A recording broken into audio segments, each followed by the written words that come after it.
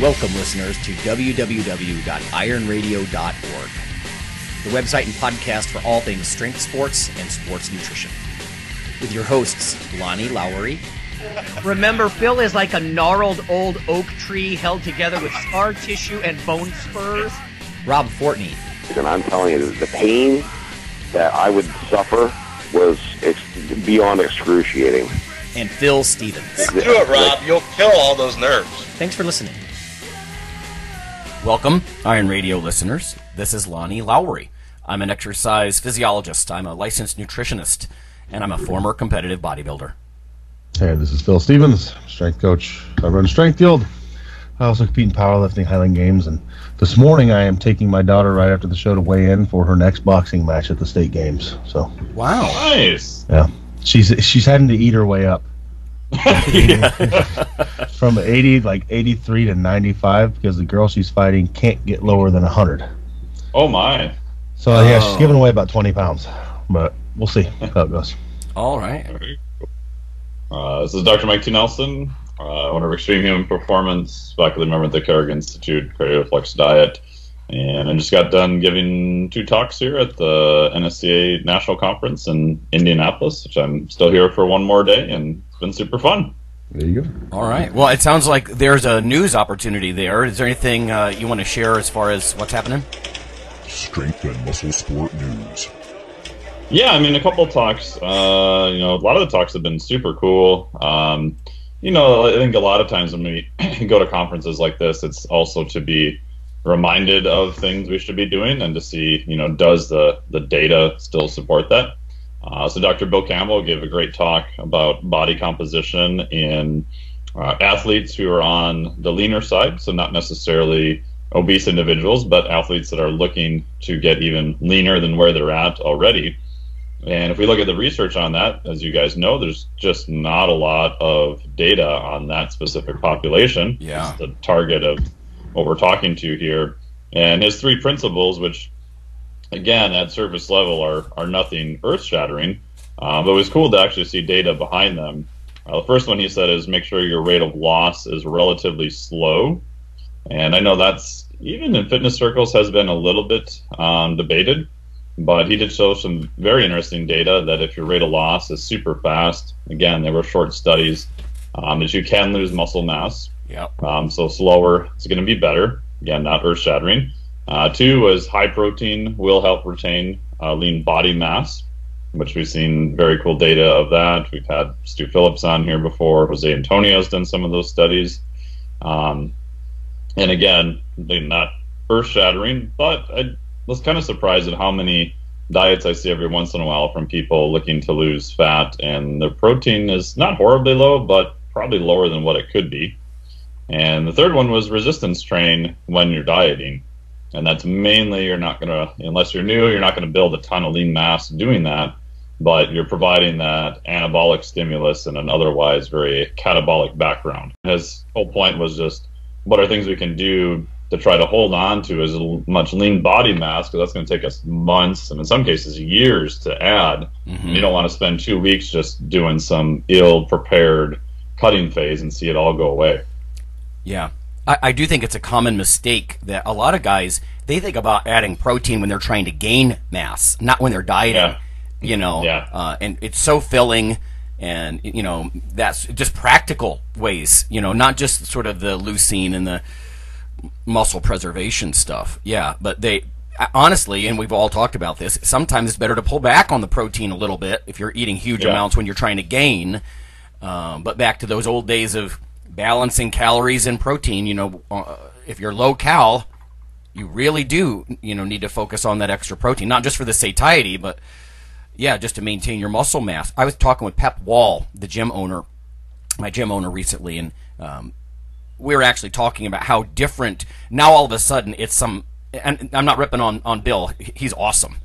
But a lot of people, like in clinical settings, are like, resistance training and high quality proteins preserve muscle during cancer wasting or AIDS wasting, and it's like, God, I mean, guys like Michael Mooney, it seems like 100 years ago were championing that for AIDS, patients, and it's just, or even he was even a champion of steroids, for muscle wasting and whatnot. And why not? But the stigma is such. Anyway, it's just funny to me that, we're kind of laughing that bodybuilders so often are poo-pooed, or strength athletes. Oh, self-experimenting, guinea pigs. And it's like, well, the stuff that they do, they have decades of understanding of how to maintain muscle mass. And that has clinical application, for sick people. Yeah, if nothing else, that's a great place to start your study from, right? Just, absolutely. Pool some anecdotal data and talk to people and go, well, it seems like this is a better place to start than over here. Let's, see what happens in a more formally controlled environment. Yeah, so, I agree. To me, it's a no-brainer, right? If you look at the population, what group would you study? Well, how about the people that are trying to maximize a muscle mass and maintain body composition at the same time, Yeah. So, cool. Someone was good. Another one, I'll just highlight, there's a bunch of other great ones too, but Dr. Greg Happ did a good talk on periodization, if it's dead or not dead. And he's obviously a big fan of periodization. He's published a just ton of work. I mean, he's done the book with Bompa and did all his original research with Doc Stone and all those guys back in the day. But it was cool. He did a nice kind of little history of it, going back to all the early Russians like Medvedev and, Verkhoshansky after that, who kind of disagreed with them. And he made a good point that I think there's a big difference between periodization, planning, and then actually programming.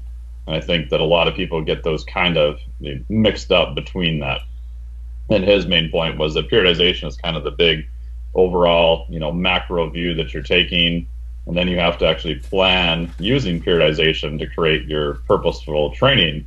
And the training plan programming is more of the micro kind of day-to-day or even set-to-set changes. So I thought that was a pretty good analogy and a good way of looking at it from a systemic point of view. That's cool. Yeah. Periodization is something that, in the nutrition world at least, I still feel like we haven't caught up. Things are so slow to change. I'm getting there.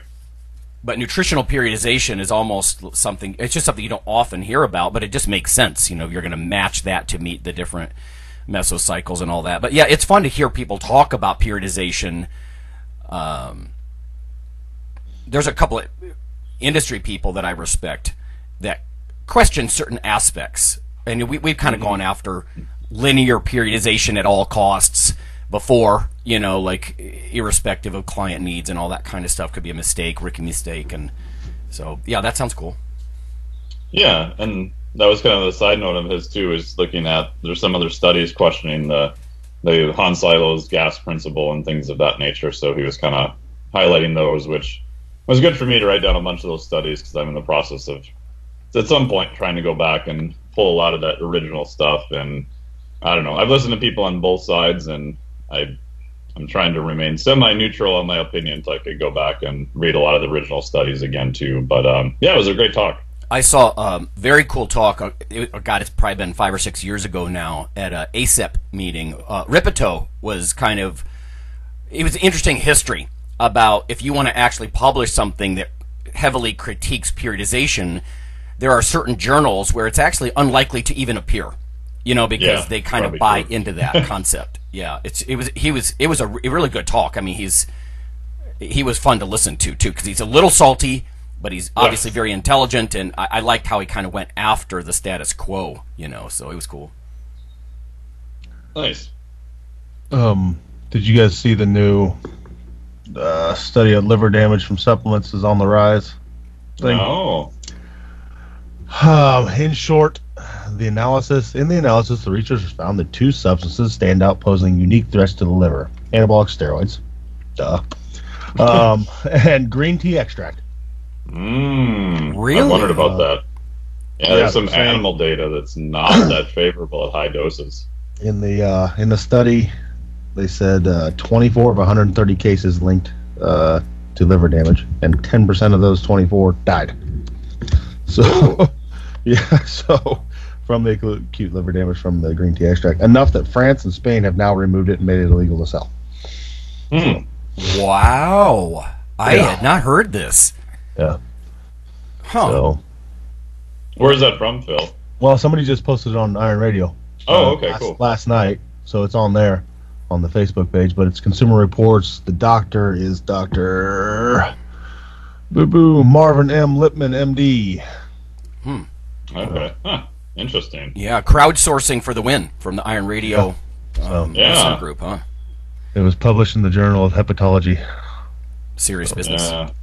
Yeah, because that's one of those things I'd wondered about, because there's, like I said, some animal data on green tea extract, and so some of the stuff I do a little bit of work with a couple supplement companies, not many, but for a while I was kind of like, I don't know. I mean, the data on it for fat loss is just not super impressive anyway. Yeah. And you see some animal data, and I'm like, I would pass on that for now, but it's, always cool to look at the dosage and, see what's going on too. Now, but it's super interesting. Are we talking about the EGCG in particular? Did it say what part of it? Or I didn't even say, because I'm not reading the actual study. I'm just reading a little excerpt, so it doesn't say. It just says green tea extract. Gotcha.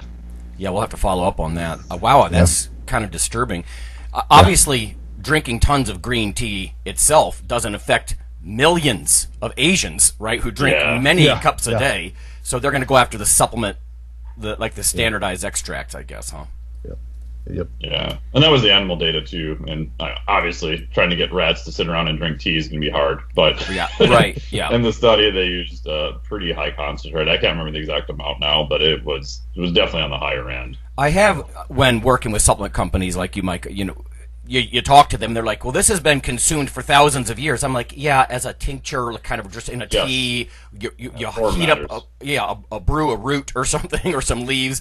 That's not going to be the same thing as a standardized extract that's heavily concentrated. And I don't think I'm worried about green tea extracts, but you're right. As far as bang for pros and cons and benefits, there's not really that much going on. I actually did some work once with a combination of, it was green tea, caffeine, it was specifically EGCG as an extract with caffeine and tyrosine.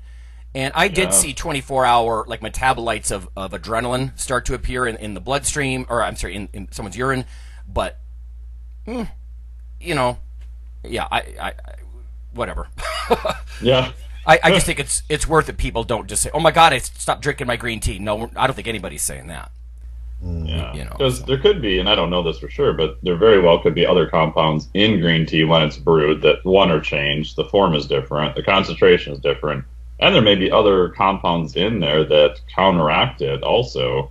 And then with tea, it also depends on how long you leave it brew, right? So if you put a green tea bag in there and you just leave it sit for many, many minutes, the caffeine content slightly goes down a little bit because it gets bound to the catechins in the tea and stuff. So even something as simple as brew time can make a difference in what you're actually looking at too. Mm-hmm. Right on. Yeah, the one of the compounds in green tea that's beneficial I'm interested in is theanine. Right, theanine in tea and whatnot is something else that could be helpful. It has some anti-inflammatory properties. I even saw something recently that theanine applied topically can reduce inflammation. Again, a very weird amino acid, if anybody's not familiar, not part of proteins and stuff like that. But you know what? And this is also reminiscent of the coffee stuff in California recently, right? We need a warning on coffee because if we extract one little tiny component of these hundreds of compounds and give it to you in concentrated amounts, it could be related to cancer. Yeah. But that's not coffee, like you said. Again, there's so much else in the tea. Anyway. Yeah. And last quick thing from the conference here, I had stopped by a booth and you talked about transdermals. They have transdermal sodium bicarbonate, so baking soda, right? So there's some interesting studies showing that baking soda is basically a extracellular buffer of hydrogen ions, right? So beta alanine, which forms intramuscular carnosine, it's an intramuscular buffer of hydrogen ions. So, but the problem with giving people baking soda is they run to the bathroom pretty fast if the dose is too high, and they're doing the Wilford Brimley two-step in there for quite a while.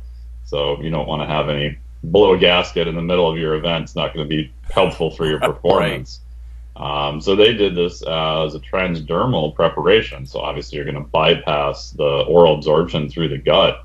And they're going to send me, I think they said they have 2 or 3 studies. One of them published in MedSci, Sports and Nutrition, so very reputable ACSM journal.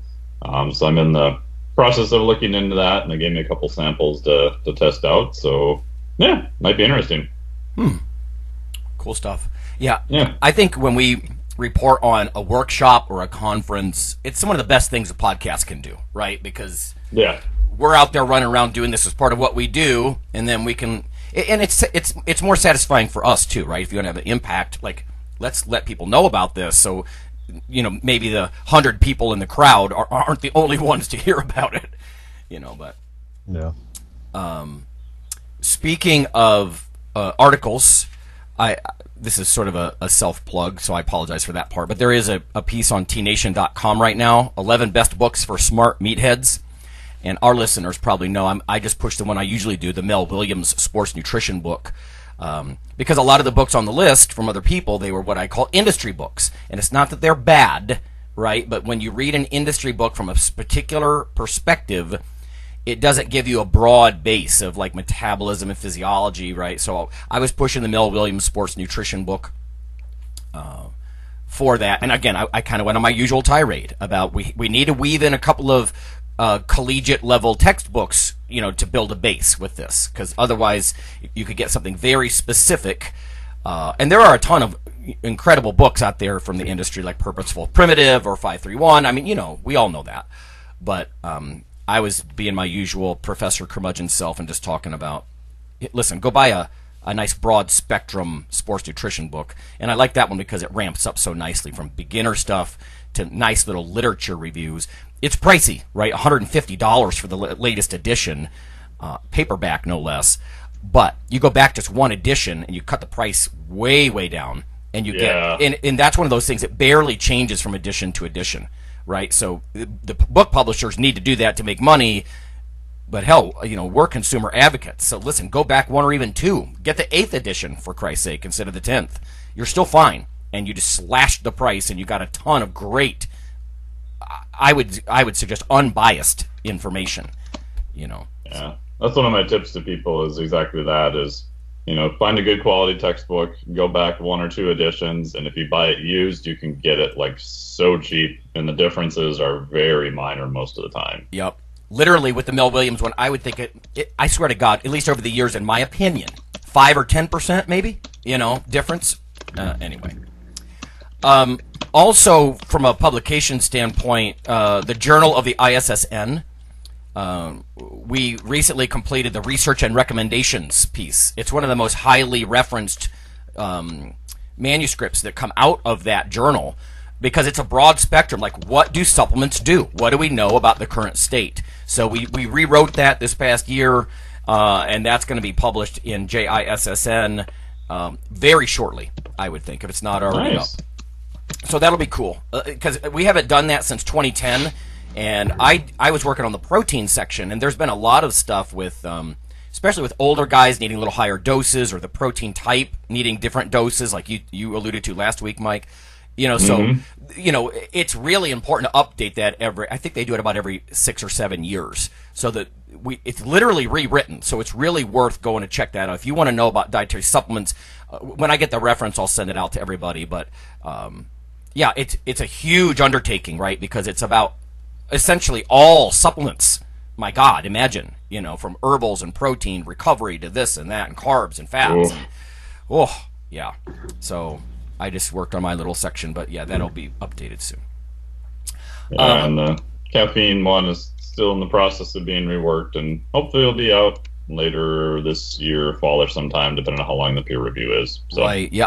I'm glad that you were working on that and let me know that was going to happen, because I'm very interested in that for obvious reasons, because of the coffee and stuff. It's I'm only the third author on it, and the other two have been doing just a ton of work on it, which is amazing. And holy crap, as you guys know, that's just a monstrous amount of data to sift through. Oh yeah. Okay, we did get one bit of listener mail that is also news from Matt. So he says, not sure if you guys saw this on Science Daily, but as a fellow science nerd / fitness guy, I thought you would be interested. And it opens a can of worms, Matt, and I bet you know this. But it's a new paper about, I'm presuming saturated fat here. I'm pretty sure. Let me take a look at this. And actually having some beneficial aspects, like full fat dairy, because dietitians love to push the low fat and fat-free dairy. That's been part of the recommendations for ages. But, you know, are we over-demonizing saturated fat, basically, right, as an automatic trigger for heart disease and whatnot? But it says, again, this is through Science Daily, the title, New Research Could Banish Guilty Feeling for Consuming Whole Dairy Products. The source is University of Texas Health Science Center at Houston. They have even a little summary on Science Daily, which I think is nice. Enjoying full-fat milk, yogurt, cheese, and butter is unlikely to send people to an early grave, according to new research. It says the study published today in the American Journal of Clinical Nutrition. And again, listeners, that is a very high-tier journal. In fact, it's the #1 nutrition journal for rigor, impact factor. Anyway, published in AJCN, found no significant link between dairy fats and cause of death, more specifically heart disease and stroke. In fact, certain types of dairy fat may help guard against having a severe stroke. It says, quote, our findings not only support but also significantly strengthen the growing body of evidence that suggests dairy fat, contrary to popular belief, does not increase the risk of heart disease or overall mortality in older adults. Now, a lot of our people need to, I think they recognize some of this stuff. We look at elderly because that's where, I mean, heart disease doesn't just happen when you're old, but it's a slow, chronic process, right? And looking at older groups when it actually hits can be helpful. It says one fatty acid present in dairy may lower the risk of death from cardiovascular disease, particularly stroke. Now, this does not say which fatty acid, which drove me nuts because this is in press. It's not published yet. And I don't know how Science Daily got the juicy tidbits, but I didn't have the time to dig enough. I will tell everyone, palmitic acid and stearic acid are two of the fats that make up a lot of the sat fat in milk, right? So like you drink a cup of whole milk, it's got 8 grams of fat. I mean, that's like half a candy bar worth of fat in an 8-ounce cup of milk. But I'm guessing it's probably the palmitic or stearic acid. I think myristic acid is a significant contributor, you know, to the fat content of milk. But essentially, yeah, you know, especially Mike, you and I laughing recently about heavy whipping cream, you know, and I love Irish butter, like Kerrygold Irish butter. Oh, so good. Bring it, you know. It said the study looked at multiple biomarkers of fatty acids present in dairy and related them to heart disease and all-cause mortality over a 22-year period. 3,000 adults, and you had to be 65 years or older, again, because they're looking for these manifestations, right? Most 20-year-olds aren't ischemic, you know. It says none of the fatty acid types were significantly associated with total mortality. And then it goes on to say one type was linked to lower, with 42% lower risk of dying from stroke. Wow. Now, our listeners know dairy usually gets the spotlight because dairy proteins are, well, they're the highest quality proteins you can consume probably. You know, whey and casein are quite different, but both of them fast or slow, or the leucine in the whey, the slower acting casein also with benefits. So it's usually the protein stuff in the milk. But now no fats. So yeah, and then it goes on to say the 2015 to 2020 dietary guidelines for Americans recommend the fat-free and low-fat dairy. But I think all of us know you got to be careful with the fat-free stuff because oftentimes there's more sugar in some of these products, like the yogurts and stuff like that. And yeah, then you're getting rid of sat fat, which this study suggests isn't a problem, these kinds, or at least in this food. And then you're going to replace it with sugary crap. You know, it's like the fat-free peanut butter that my brother used to eat. I'm like, why are you doing that? They removed the oleic acid, that nice monounsaturated fat, and they're going to pump it full of sugar. Like, don't do that, bro. Anyway. So, yeah, thank you, Matt. Foods that are, like, high fat to begin with. Like peanut butter. There's supposed to be fat in peanut butter. That's kind of how it works. That's what it is. Right? That's what that shit is. Or butter, like, you know, butter is, it's essentially fat. It is fat, right? Tributylin. Holy God. Anyway, interesting stuff from, thank you, Matt, because I hadn't seen that actually. And the can of worms that it opened up, to go back to my original point, was the theory that saturated fat raises blood cholesterol. That goes back, you know, circa 1969. Yeah, like, there were a couple of guys that won the Nobel Prize, actually. Brown and Goldstein for looking, saturated fat alters LDL receptors on your liver, and you end up with more quote-unquote bad cholesterol in your blood. But there is just an enormous amount of back and forth. Just like the protein damages your kidneys and all that crap, also the saturated fat stuff, people in the know, they know that that's more complicated than a lot of, journalists or even some dietitians make it look. Right? It's not just sat fat is bad, don't eat it. Especially when you're going to deny yourself grass-fed Irish butter for no purpose, potentially. I think it's a genetic thing, right? That we need some more patient-specific, like tailored recommendations. Because if you don't have problems with, serum cholesterol, you're not going to respond badly to the sat fat. Here sounds like could be a good thing. So, okay. Yeah. And you see that in some ketogenic diets where your fat is super high. That most people, the triglycerides, all their markers are good, but, anecdotally, there's a small, percentage of some people who, for whatever reason, just don't respond as well from a health perspective to that. But, for the most part, even high levels there appear to be, pretty good. So it's hard to make blanket statements across the board all the time. Totally. And I'm not, I don't think, or at least I'm not going to say, eat all the sat fat you possibly can. And again, you got to think about your goals and the slow, accumulation of this if you're at risk. But yeah, young lifters, I'm not going to deny them saturated fat, like I've said before, over a, 10 or 20 week diet because of some vague risk. There could be some other issues with saturated fat too, like physiologically, but all I'm just going to say is it's more complicated than a lot of people know. So to me, it's the is it worth it rule, and with stuff like heavy whipping cream in your coffee, worth it. So everybody's got to make that decision. So yeah, especially if your blood work, you're having it done and your doc's looking at it and everything's fine. It's okay. Probably no, right. Don't need to worry that much then. Right. No, that's a good point. Okay, let's go to break. When we come back, we're going to talk about part 2 of our mass gain, mini-series here, specifically about training for hypertrophy. And again, this is from an iTunes request. So we'll be back in just a minute.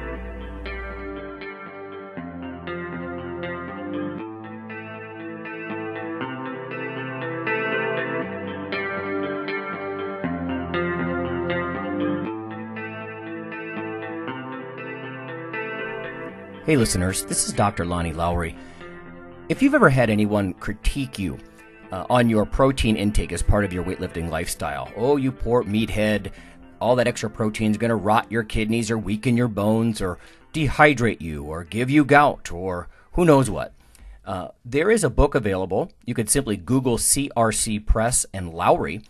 And what I've done is reach out to experts all over the world and create a book, a single compendium that you can hold up and say, this is why I consume extra protein.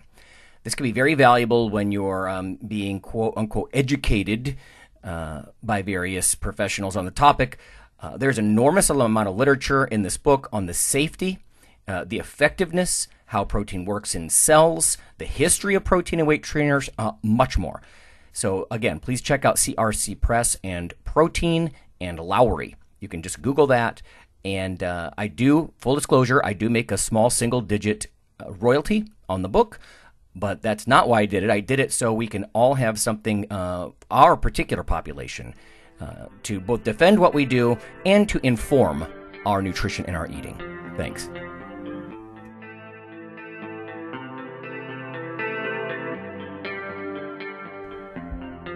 Iron Radio is, of course, primarily a podcast.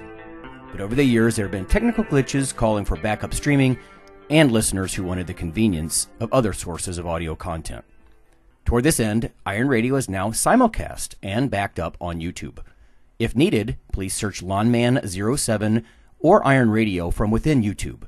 There's not much video, but if you like to listen through YouTube on a Roku or other living room device, there you go.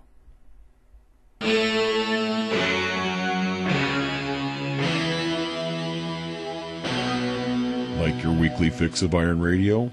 In addition to being a popular institute on iTunes, we are also on email. Simply go to www.ironradio.org and sign up for the voluntary email. you'll get a once per week email, no more, that's little more than the show notes and a link to the audio. So go for it.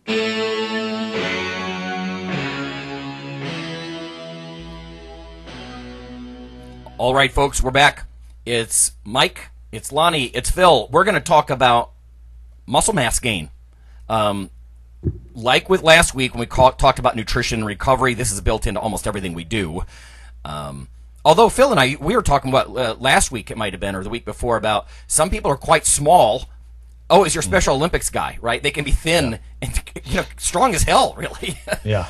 So, but usually there's a parallel relationship, right? A sort of linear relationship. As you gain muscle mass, you become stronger, bigger engine. Phil, let's start with you.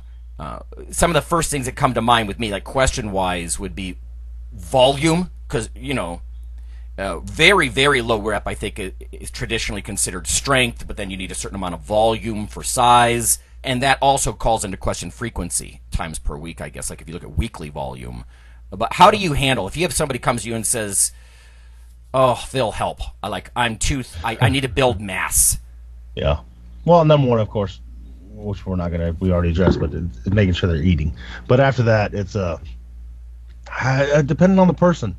If I have somebody that really loves training and doesn't mind training to the point of near exhaustion, we'll go more of a less frequent route where we're really kind of going like bodybuilder-esque, where we just, your term, a tissue assassin. Yeah. You just go and beat things up, and then rest that for a week.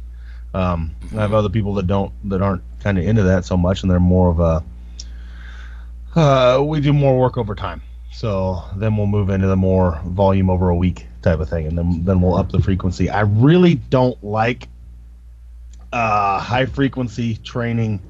Like right now, it's slowing down a little bit, but like the squat every day thing was huge. Mm-hmm.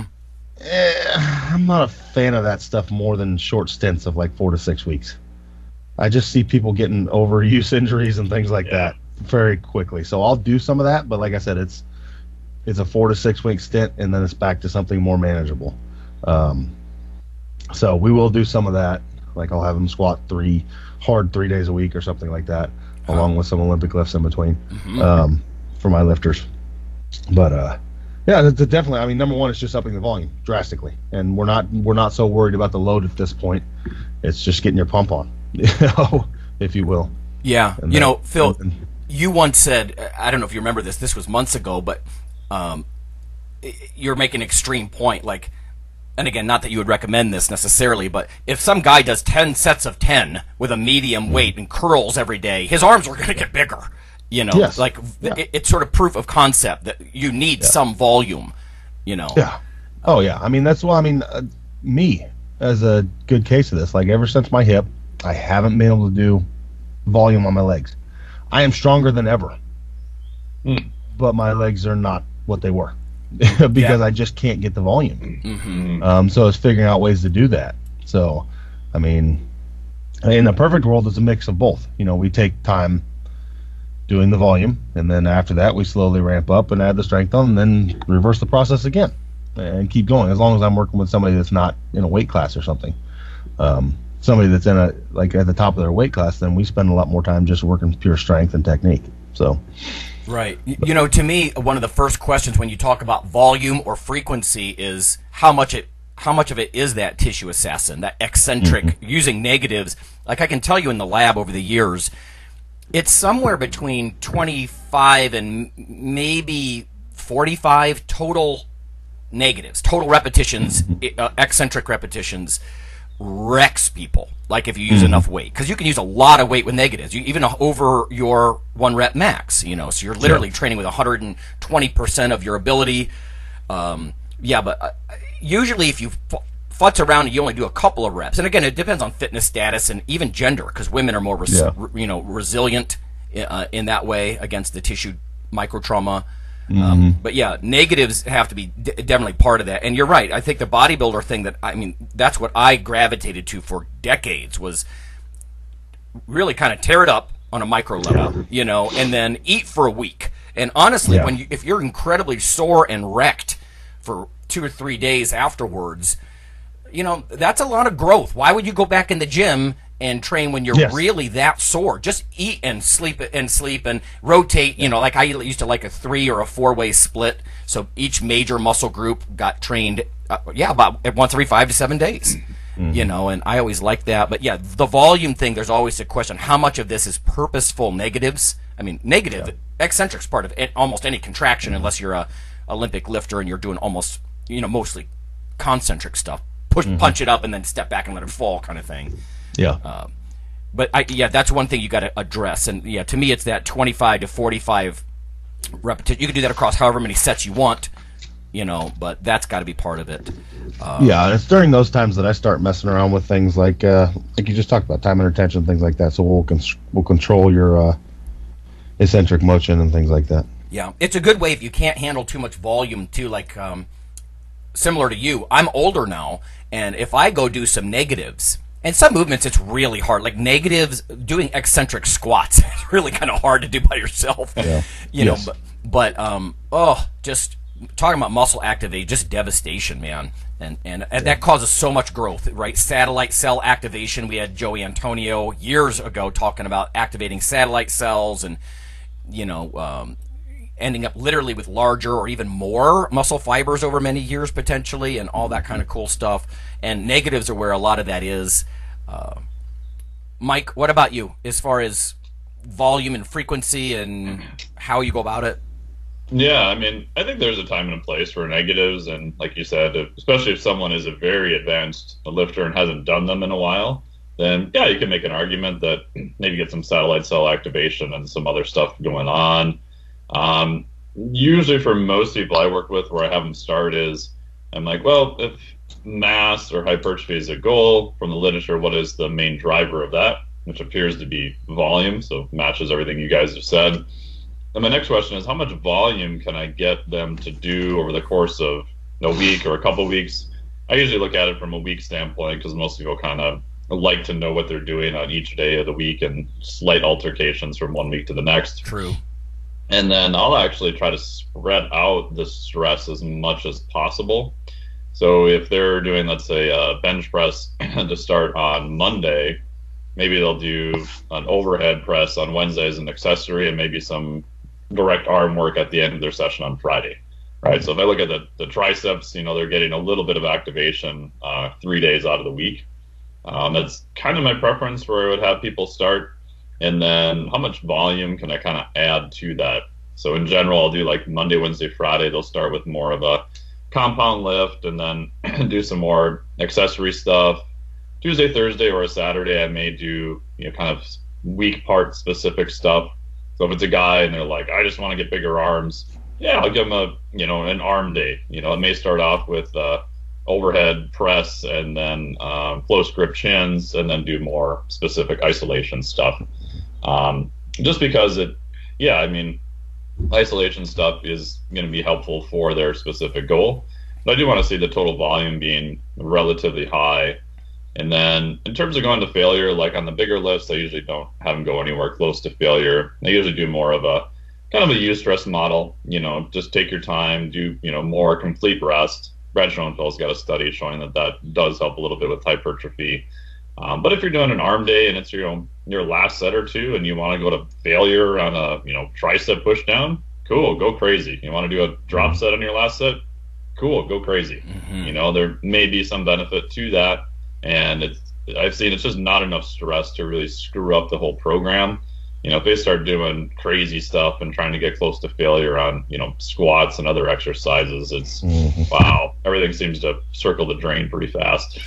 Right. Yeah. I like what you said about the weekly, like looking at it weekly, because you're right. Yeah. Schedule-wise, that's how people set this stuff up, and you can rotate movements and stuff, but it's worth bringing up that we're talking about, and Phil, you've sort of educated me on this too, that powerlifters, they do sort of borrow some of those bodybuilder-esque ideas, in their off-season and whatnot, but bodybuilders, of course, looking at stuff in a body part split, like a push-pull legs day, where you do push muscles one day, pull the next, and then legs, as opposed to powerlifters, of course, are performance movements. And they're not thinking about necessarily quad day or hamstring necessarily, but squat day, I would think, at least on some level. Yeah, but anyway, so total volume, it's got to be way reduced, and frequency. There's no way I would have someone do heavy negatives, especially 25 reps, more than once a week, probably. I just think it's sort of counterproductive. It's just so micro-traumatic kind of thing. But yeah, and I tell people if they don't believe me, I'm like, okay, go to the gym, do warm up, do a set of bench press. Let's say just a 10 rep max. And go find the weight that you go absolutely as close to failure. Do it in a cage. Make sure you have a spotter. Don't be an idiot and hurt yourself. But go to failure, concentric failure, where you can't get the weight up anymore. And then rest completely. And then see how many reps you get after that, even if you rest completely. Versus hitting, 1 or 2 reps just short of that point. And if you're just short of that point, you can accumulate a lot more volume than you can by, going super close to failure. So if we believe volume is a driver of hypertrophy, for the most part, trying to get more volume and controlling that fatigue between each set, I think is going to be beneficial. Yeah. The volume thing, again, you could probably do far more than the 25 total repetitions in a session if you weren't just going crazy on the negatives, and that kind of stuff. Yeah. Exercise choices, Phil.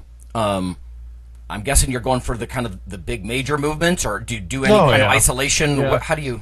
No, we do. So, basically it'll be one big move and then like 2 or 3 smaller ones in general. And on the big moves, I do much like Mike was talking about. We just don't fail. We never do. So if I'm having you do, I would, this is just generic, not saying this is something I do all the time, but if I had a choice between like 10 sets of 3 or 3 sets of 10, I would go towards the 10 sets of 3 side. Mm-hmm. We're looking to move things crisp, fast, and get the volume in without failing. Now on the other stuff after that, then that's where we just get the volume. So I'm a big fan of like what Windler does. It's like, I'll just give you, you're doing 100 reps. Go do 100 curls. What weight? I don't care. Just do 100. If you do 100 of them, you're going to get some work done. Mm-hmm. Do something hard. If you want to, you can make the first 20 of them really heavy, and then the next 20 not as heavy, and then whatever. I don't care. You're just doing 100 of them. Don't make it. If you can curl 100-pound dumbbells, don't pick up 10s. Make it a challenge on yourself. But so we'll get a lot of the volume in with small isolation moves. But yeah, we push the squat and the deadlift and bench and things like that pretty hard. So then there's some times where, and I've seen this maybe as effective or more effective than the other, is just I have times where it's like, okay, we're squatting. Okay, what else are we doing? Nothing. We're just gonna we're gonna squat, and then we're done squatting, we're gonna squat, and then right after that we're gonna squat some more. And you'd be amazed at what I've never met anybody that, like, when we're done with something like that they're like, oh well, I really missed my vastus medialis. No, it's torch 2. Everything is done. Yeah. If you go to a certain point, as long as you're not stupid with the load and you're using something they can still hit, as one muscle gets fatigued, other ones take over. Now, that's not going to be said if you're nearing a maximal load, but as long as it's a load that they can handle fairly aptly, then other things are going to take over when they need to, and you're going to get everything. So even for mass, right? Yeah. Even for mass gain. Yeah. Ages ago, we had a guy on the show, I can't remember who it was, but he had literally, he was a bodybuilder, and he did one whole day was just biceps. A different day was triceps, or like brachialis, brachioradialis kind of stuff. And I'm like, at some point, you can split the body up so many different ways that if it's 10 days before you get back to your biceps day, I think we've kind of lost something. Like, that's on the far end of the spectrum from what Phil just said, which is these movement focused things are good for size 2. I do like some like direct arm work and stuff, don't get me wrong, but having a whole day for something that's so isolation, I think you're kind of wasting your time. You could be way more efficient, with because I've always done the same thing that you just said, Phil, which is pick a big compound movement. I'm gonna, like on leg day, I would do squats and some stiff leg deadlifts, and then the other stuff was sort of accessory. You might do some quad extensions, hamstring curls, whatever. Really just kind of finish up and get a pump with it. But there was always the meat and potatoes, multi-joint compound movement to start the show. What else on my list here? We've got volume addressed. We've got some frequency, because that's tied into that, of course. What about motivation, Phil? Music, training partners. I know you like music. Do you like to be left alone when it comes to your own training? Because some people are like, come on, bro. I don't really personally like that. Like, kind of leave me alone, But maybe thoughts on motivation when it comes to training for size. It depends. As far as training partners go, a training partner can be your best friend or your worst enemy, depending on the training partner. So, and that's true. I mean, I've been in gyms and groups where it's like I can 100% say that some of my progress is just definitely due to the group I was with, and the group rose everybody up as a whole. I've been in other situations where I did worse because of the group I was with. But yeah, I mean, that's very individual and very dependent. Some people really fire well off of external motivation from other people, and then some people just want you to shut up, and I have clients that are both, so we just figure that out. Okay, yeah. And just like I have people that want to be smacked in the back, and I have people that don't. So it's figuring that out yourself and finding out what's best for you. I generally train by myself, but there are others around. Then I can go at my pace and do what I need to do. So, yeah. And I just turn up the music. And generally, there will be people hollering, hooting, but I mean, I don't hear them a lot. It's just over years of doing this, I tune everything out, and like 100% of my head's on what I'm about to do. So, that's the same thing at meets. I mean, people see me at meets, they're like, "You're so calm." I was like, "Yeah, it's just another meet." When I go up on the platform, I don't hear, I don't see. It's I couldn't tell you if somebody yelled something. I'm not paying attention to that. 100% of my cognitive ability is set on the task I'm about to do. So yeah, I mean, that's a horrible answer, but it's the right one I have. So it depends on the person. You got to figure out for each individual what lights their fire as far as training goes. Yeah. I always liked what you just said as well. Like, not a training partner, but maybe a couple of people that kind of milling around in the general area. So if you did need a spot or something, you are going to do some negatives. You could get a quick, helping hand there, but mostly just headphones. I'm kind of in my own zone. But having some people around can be helpful. I know not all of our listeners have that luxury either, but yeah, I never liked a direct training partner, just maybe some people that I know. But. Yeah, and I'm lucky at my facility, and the people that come in and train on my squat day, they know me enough that they just know when I need a spot. By seeing, okay, he's up to 600, somebody better get over there. Yeah. And two of them will just kind of stroll over.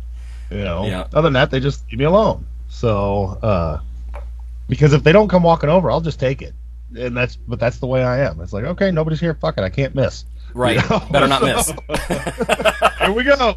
So, but they do a real good job of just keeping an eye. We all keep an eye on each other. And it's kind of an unsaid thing. And then, okay, he's going for that. Well, okay, let's get over there. So yeah, I think I would like the small group more than a single training partner. 2 more reps, bro. I don't want any of that. But having a little group like that, more team kind of thing, that might work better, I think. Yeah, and everybody's hollering for each other. It's a good. I like that best, the small group, and they're all training. And honestly, like on Saturday, we're all training for different things. But it's good to have people that are dedicated and training hard for something around you. It pushes you up. So, yeah. Mike, what about you? How do you have to motivate some of your clients? Because you work in a different kind of environment from Phil, of course. Yeah. How do you deal with that? Because you got to be motivated to grow, right? Yeah. So most of my stuff is online. I mean, I do have some people that come in from out of town or locally or fly in or whatever. We do more technique sessions in the garage, but we've had 4 people over a few times and just done, longer training sessions and stuff. And that's been super cool. It's been super fun. But usually I'll ask them, I said, okay, where's the gym? Where do you go to? And then I look at their compliance. It's like, okay, are you able to get in the amount of work and everything that we've got written out for you? If not, then is it a schedule thing? Is it a time thing? Is it, like you said, a motivational thing? Some people, especially, I don't work with too many beginners at all, but to have someone that they actually had to meet at the gym was like the only way they would get anything done. So a couple of years ago, I had a few online clients who were more on the beginner side. And at one point, I told two of them, like, I'm just going to cancel your contract. You need to go work with a trainer. I know this person. Yeah, it's a half-hour drive from you, but I know your personality now. And if you have to pay that person and they're waiting at the gym for you, you're going to show up. Their biggest problem right now is that there's no compliance, and I'm not where you are. So there's only so much I can do from a distance. Yeah. And I think it also depends on what is your goals and what are you trying to do. I think everyone at some point should train if they're trying to get stronger or bigger in a gym that, has pretty, I'd say, hardcore, lifters or more advanced lifters, just to kind of see what is possible. Mm-hmm. And I think even just having a couple of those experiences you can kind of draw from, I think, is useful, even as you kind of get older. I mean, most of the time now, probably 99.5% of the time, I train by myself, which I like. The flip side is I have a much harder time going to another gym and doing kind of a higher output or a testing type scenario, because I just don't have much practice with it and it feels weird. Mm-hmm. And mm-hmm. add in that, if you've been in the industry long enough, there's like only a handful of people I trust to really give me instruction, where I would just be like, walk into the gym and be like, all right, what do I do? There's not too many people I have that much trust with my own training per se.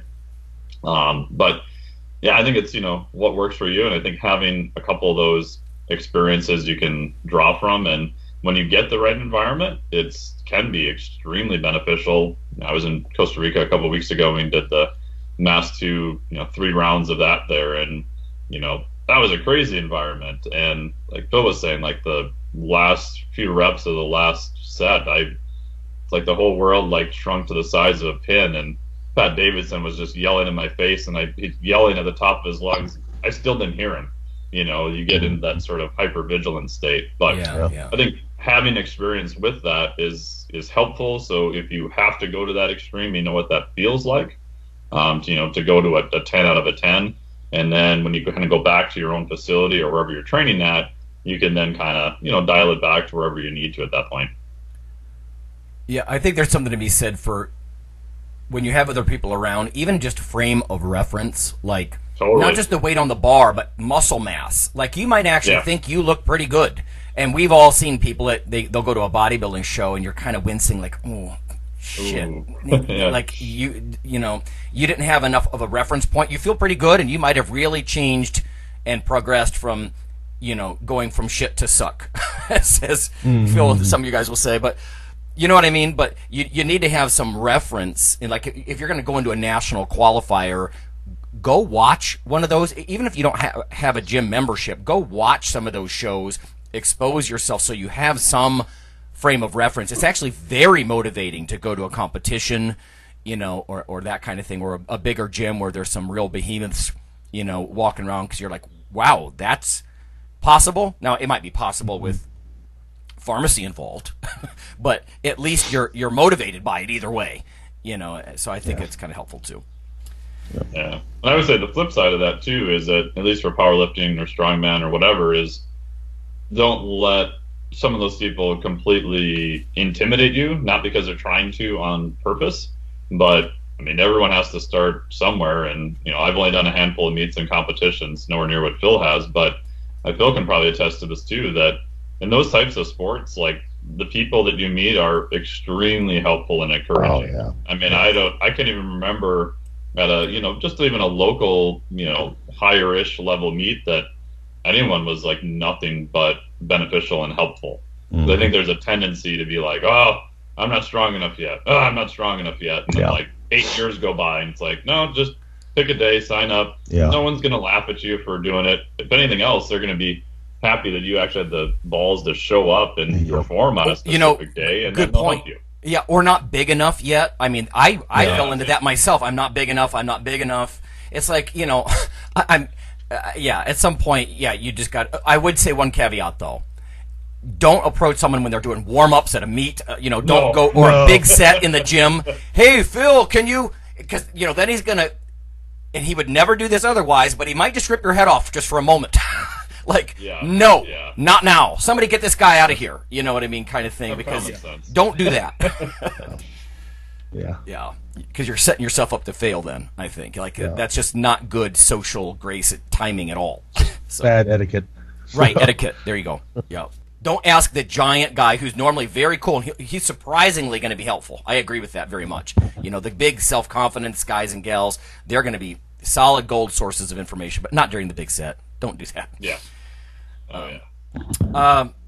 As far as music goes, I just wanted to turn people on. There are a lot of free music. There's a lot of free music if you have a YouTube app on your phone or just use your web browser on your phone. Whole albums. I don't know how YouTube allows this. Like, occasionally they'll send me a nasty little note about something. Be careful with what you're putting on YouTube or something. And I'm like, are you serious? Like, there's whole movies and whole CDs. And now sometimes they get taken down eventually, but it is a resource I wanted to turn people on to. In fact, even on our little YouTube page ourselves. I put up a link to, there's a local band. These kids are freaking talented. It's post-metal or post-rock kind of thing. It's called, their name is If These Trees Could Talk. And my favorite album is Red Forest. And it's instrumental, right? It's guitar, it's atmospheric. I love it. Like, if you don't want too much, like sometimes there's a movie soundtrack that really speaks to you. I still listen to that old Basil Polidorus or whatever his name was, like the Conan soundtrack and stuff. That's great in the background because it's not too distracting. Or Phil, I know you'll listen to stuff like Pantera and like you've listened to 1,000 times, but it just sort of sets the stage in the background. Phil, do you have any thoughts on music? Either updates to what you like or? No, I mean it just needs to be. For me, it's something I know. I don't want to have to think about what the hell is this playing. So it's like I have a handful of songs. Once it's heavy, that's okay. Those are the ones I'm going to because I like everything. I can just get lost in it. Yeah. I don't want to I'm not searching for lyrics or something stupid. I know it and I can just go and then turn it up loud and let me get after it. So. Okay. Yep. I like old Van Halen for a lot of that stuff. I've listened to it for what feels like 100 years. And I don't have to pay that much attention to it, but it sets some sort of background stage. Yeah. I don't know, and it is input. I once had a martial arts instructor say, you should be more zen about it. And I know we've talked about this before, like not crunching up your face necessarily and all that kind of stuff. But the input, just the excitation of your central nervous system, I think it does underlay, if not underwrite, some of that performance. Mike, I'm curious about you though, because you're so in tune with the metal stuff. No pun intended. Yeah. What are some recent favorites, or what do you go for? Yeah, I'm like totally old school. Like I don't want to mess with my phone for the most part in the gym. Mm-hmm. When I go in the garage, I've got a old school CD player, and I'm probably one of the rare people that actually still buys music nowadays. I may listen to something online and see if I like it, and then I'll actually go purchase it because I like the CD and supporting the artist and that kind of stuff. Yeah, you and Rob are the same with that. Yeah. Yeah. So I have a CD player and a stereo in my garage, and sometimes I've got like the selections I normally listen to out there, but sometimes I'll go inside and pull from some other stuff. I have 1,400 CDs, so I've got a pretty big selection to pick from. But my current faves I've been listening to a lot are Five Finger Death Punch, some older Darkest Hour, Zayo, Demon Hunter, Hatebreed. A couple of their newer ones I've been listening more to are kind of on the heavier industrial side, like one band called Circus of Dead Squirrels, Rabbit Junk, and Cyanotic. So those are kind of my go-tos as of late. Oh, I'll check them out myself because you've turned me on some good stuff lately. And over time, right? Even if it is new, it does eventually become familiar. You know, like some of the first time you turned me on to like some of the 5-finger death punch, or I think it was Rob turned me on to soil work, or some of those, just driving, and some of these kids are freaking talented, And, yeah, and like even some of the live stuff I like the dual disc, the live soil work is really good. Oddly enough for me, like soil work is something if I'm just kind of doing something of moderate intensity. So I have different times where if I'm doing like a heavier deadlift to start, I may pick something super heavy, and then I may go to something which for me would be a little bit lighter. So soil work sometimes is a little bit lighter. It's definitely in the heavier category. Right on. Yeah. I should also, I would be remiss if I didn't say Iced Earth. I love that stuff. Oh, yeah. They're great. They've changed over the years, right, with the different, singers and this and that. But, like, some of the stuff, the sort of the epic, demons and angels, end times stuff, man, wow. It just chills. So you can find it. Their live 3 CD set done in Athens from, it's probably almost 10 plus years ago now. Yep. It's amazing. It's my favorite. Really good. And you know what? Live, someone has talent. They sound as good or better live, than they do from the studio. Oh, so good. That is the Athens one is one of my favorites, I think. Yeah, and I'd say not in the same category, but a little bit more on the progressive metal side is Devin Townsend Project. He used to be the lead singer for Strapping Young Lad. But a CD that came out about 2 years ago is phenomenal. He's just got a live DVD that just came out and it's really good. Sweet. Okay, well, there you have it, everybody. I know Phil's out of here. Volume. We didn't talk that much about loads. I mean, moderately heavy loads, that kind of stuff. We talk about eccentric and concentric contraction types and movements and different kinds of splits. Motivation as far as music and training partners. So that's the training side of mass gain. I think if you pair this episode with last week's on nutrition, you're going to have a pretty comprehensive approach to getting almost guaranteed, beefier over the next half a year. So having said that, I guess we're done. So we'll catch up next week. See you.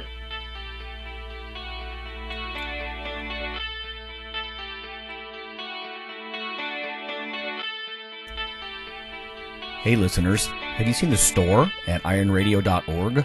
There are 3 halls in the store. One for Phil, one for Fortress, and one for myself, Dr. Lowery, and they're thematic. So you can go into our Halls of Iron store and choose based on your goal.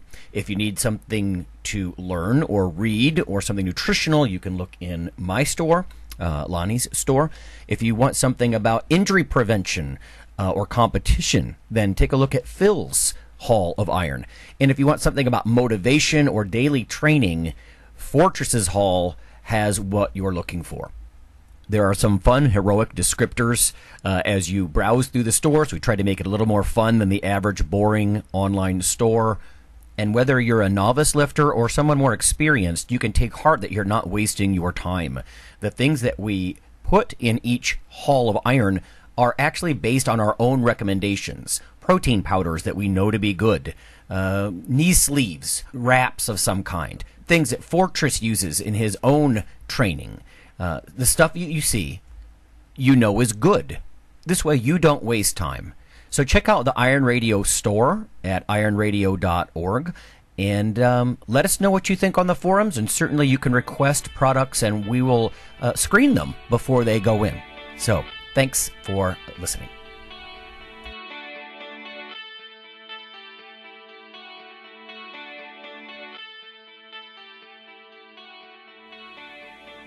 Iron Radio is accepting donations. If you like what we do, the professors, the scientists, the bodybuilding show promoters, the athletes themselves in powerlifting and bodybuilding, please consider making a donation or maybe buying something from the ironradio.org store. We also are accepting supporting members. So for $4 a month, which is frankly less than the bank sneaks out of your account in fees, you can step up and support a form of sort of public radio for the bodybuilding and powerlifting and strength community. The Iron Radio podcast and all of the audio on IronRadio.org is for informational purposes only. If you're interested in starting a diet or exercise program, it's important to check with your physician. Also seek the help of registered dietitians, athletic trainers, and qualified exercise physiologists in order to make the progress that you need.